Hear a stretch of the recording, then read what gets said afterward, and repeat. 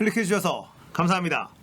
자, 이번에 다룰 이야기는 검찰의 조국 자택 압수수색 그 무리수입니다. 자, 검찰이 조국 법무부 장관의 자택을 압수수색했어요. 그동안에 압수수색한 것들이 다 부족하다라는 거죠. 더 털어야 된다. 역사상 처음 있는 일이라고 합니다. 현직 법무부 장관의 집을 압수수색을 한다. 자, 이 압수수색 영장을 발부해준 또 판사가 입방아에 오르내리고 있는데 저는 뭐 그거가 그렇게 중요하다고 보지는 않습니다. 근데 그게 워낙에 유명인이라 얘기가 나오고 있는 것 같아요. 자, 그런데 말이죠. MBC 뉴스에서 이런 보도가 나옵니다. 검찰이 표창장 원본을 찾기 위한 압수수색을 했다. 만약에 이 MBC의 보도가 사실이라면 검찰은 개망신을 당한 것이고 무리수의 끝을 보여주고 있다. 이렇게 해석이 가능합니다. 자, 표창장을 위조했다는 혐의로 정경심 교수를 기소했어요. 소환 조사 한번 하지 않고 기소를 했습니다. 그래서 무리한 기소다라고 비판을 받았죠. 그 다음에 기소를 한 다음에 정경심 교수한테 표창장 원본을 내놔라 이렇게 얘기를 했습니다. 근데 정경심 교수가 원본을 찾지 못했다라고 하면서 표창장 원본을 검찰에게 건네지 않았어요. 제가 저번 영상에서 말씀드렸지만 표창장 원본을 가지고 있을 수도 있습니다. 정말 못 찾았을 수도 있고요. 가지고 있다 하더라도 이미 기소가 된 상태에서는 표창장 원본을 검찰한테 내줄 이유가 없어요. 그것이 유리한 증거든 불리한 증거든 내줄 이유가 없습니다.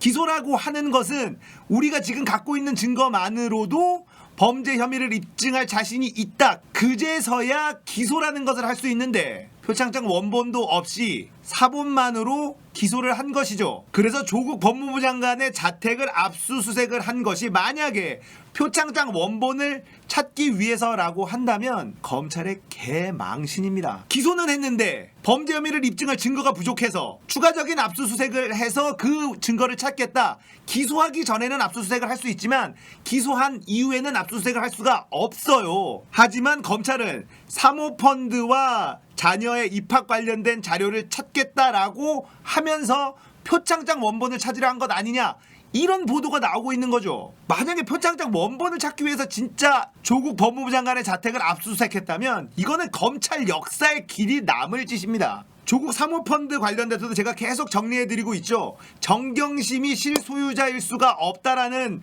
여러 가지 정황이 다 있지만 그래도 정경심이 이 사모펀드의 주인이어야 해요. 그리고 표창장이 위조됐어야만 합니다. 그리고 처음에는 성명불상자의 공범이 있다라고 했지만 바뀐 공소장에서는 정경심이 혼자 만들었다 이렇게 얘기를 합니다. 표창장 원본이 있어야지만 이것이 입증이 될 수 있는데 표창장 원본 없이는 입증되기 어려운 것 같습니다. 결국은 무리한 기소, 무리한 수사, 몰아가기식 수사, 그러면서 피의사실 공표를 끝없이 하고 있는 지금의 검찰, 그리고 이번에 검찰은 익성과 윤석열의 관계가 있다라고 인터넷에 유포를 하고 있는 네티즌들 법적 대응하겠다라는 이야기가 나왔습니다. 어디서 많이 듣던 멘트 아닌가요? 나경원과 자유한국당 의원들이 즐겨하는 수법인데요. 본인들에게 불리한 이야기나 이런 것들이 나오면 법적 대응을 합니다. 그리고 고소고발을 해요. 조국과 조국 가족을 이렇게 탈탈 털면서 사실 확인이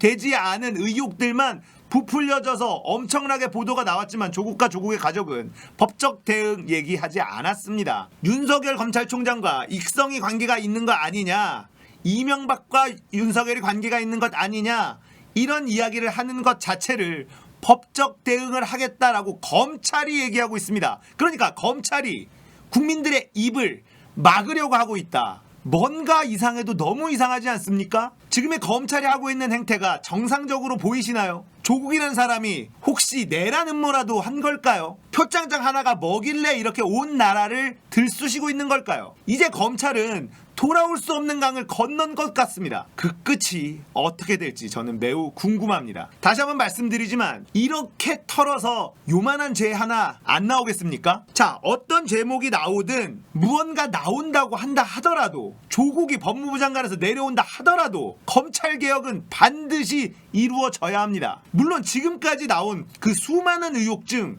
어떤 것도 사실로 확인된 바가 하나도 없어요. 검찰을 총동원하고 수사를 합니다. 그런데 또 추가 압수수색을 합니다. 조국의 딸이 지원했다 떨어진 학교도 압수수색을 합니다. 이제는 현직 법무부 장관의 집까지 압수수색을 합니다. 그동안에 압수수색한 증거로는 조국과 그의 가족이 나쁜 가족이고 범죄자 집단임을 밝혀내지 못했다는 그런 뜻 아닐까요? 악의적인 이야기들, 오촌 조카가 정경심의 갑질 때문에 힘들었다, 이런 이야기들, 일방적인 이야기들, 그렇게 나오면 정경심은 나쁜 사람이 되니까요. 하지만 정경심과 조국 가족들의 반론은 그 어디에서도 찾아볼 수 없죠. 한쪽의 일방적인 이야기로 온 국민들에게 조국과 조국 가족을 나쁜 사람으로 만드는 것, 이게 검찰의 목적으로 보입니다. 자, 조국과 조국 가족이 진짜 나쁜 사람인지 우리는 아무도 몰라요. 하지만 지금까지 나온 걸로는 나쁜 사람이라고 단정 지을 수 있는 것조차 없습니다. 그럼에도 불구하고 검찰은 일방적으로 몰고 가죠. 여론전을 하고 있어요. 비겁하죠. 거기다가 역사상 최초로 현직 법무부 장관의